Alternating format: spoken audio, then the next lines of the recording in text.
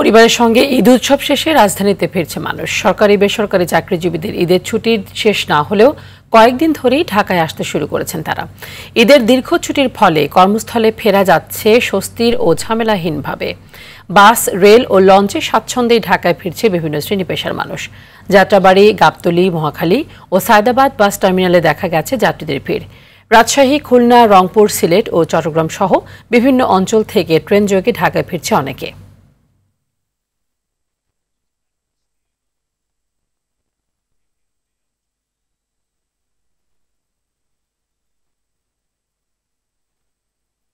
এই মুহূর্তে রাজধানীর কমলাপুর রেল স্টেশনে থেকে আমাদের সাথে সরাসরি যুক্ত হচ্ছেন সহকর্মী আলোয়ান খান। আলোয়ান, যারা ফিরছেন ঈদ শেষে ঢাকায়, তারা কোনো রকম ভোগান্তির কথা জানিয়েছেন কিনা?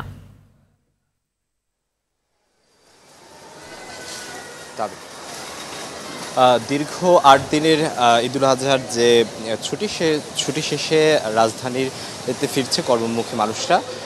তাদের সাথে কথা বলে আমরা জানতে পেরেছি যারা কমলাপুর রেল স্টেশন হয়ে রেল দিয়ে ঢাকাতে ফিরেছে, তাদের সাথে কথা বলে জেনেছি তারা কোনো প্রকার ভোগান্তি পড়তে হয়নি, যেহেতু এখন পর্যন্ত টিকিটের যে বিষয়টা, টিকিটটা তারা 10 দিন আগে কাটতে পেরেছে এবং কোনো প্রকার ভোগান্তি তারা পায়নি। এবং যেহেতু এইবার কালুবাজারের যে একটা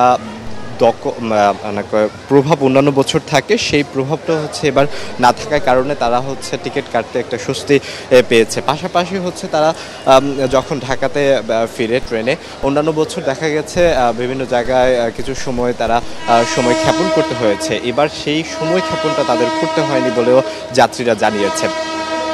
তাদের স্বস্তির যে বিষয়, সে বিষয়গুলো তারা তাদের সাথে কথা বলার পরে তারা তাদের ভোগান্তি নয় স্বস্তি, এই বিষয়টা তাদের চোখে মুখেও দেখা গেছে। তারা আনন্দটাকে আসলে উপভোগ করতে পেরেছে, ঈদটাকে তাদের বাড়ি যেতে এবং ফিরতে কোনো প্রকার ভোগান্তি ফিরতে হয়নি, এই বিষয়টা তাদের স্বস্তির একটা বড় কারণ হয়ে স্বস্তি দিয়েছে বলে তারা জানিয়েছে।